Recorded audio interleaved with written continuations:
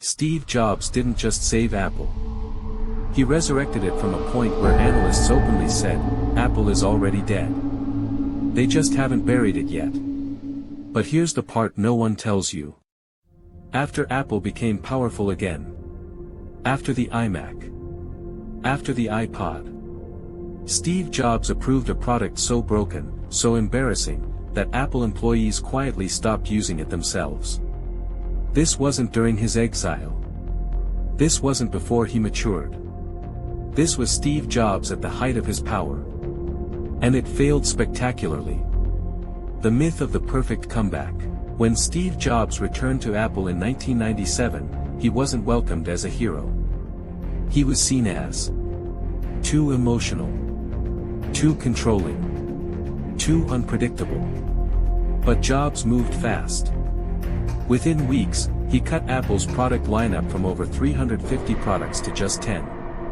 He killed projects people had worked on for years.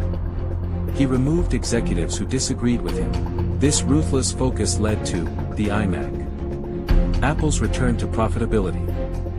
A revived brand identity. By the early 2000s, Apple wasn't just surviving. It was becoming dangerous again.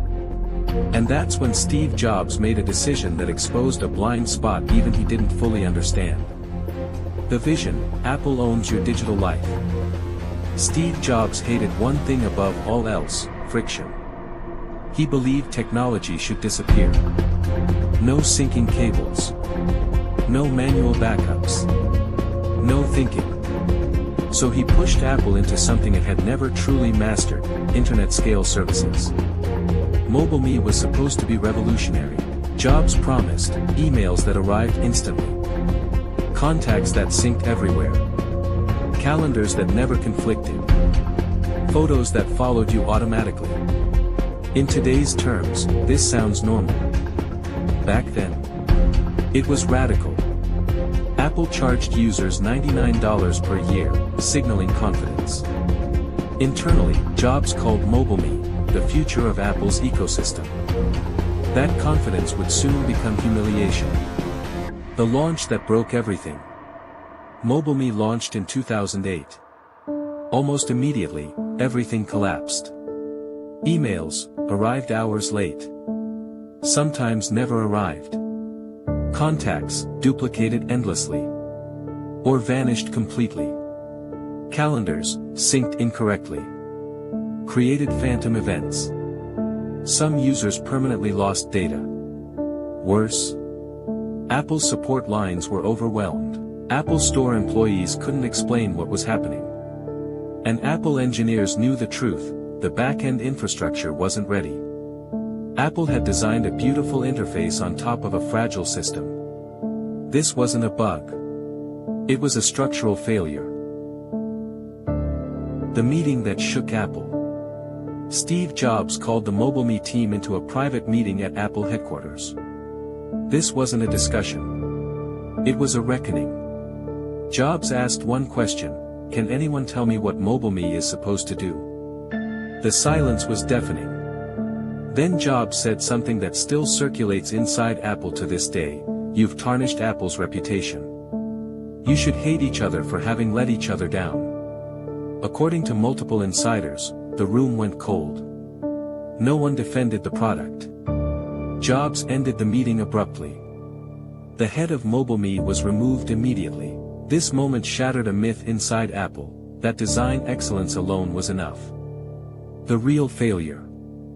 MobileMe didn't fail because Steve Jobs lost his touch.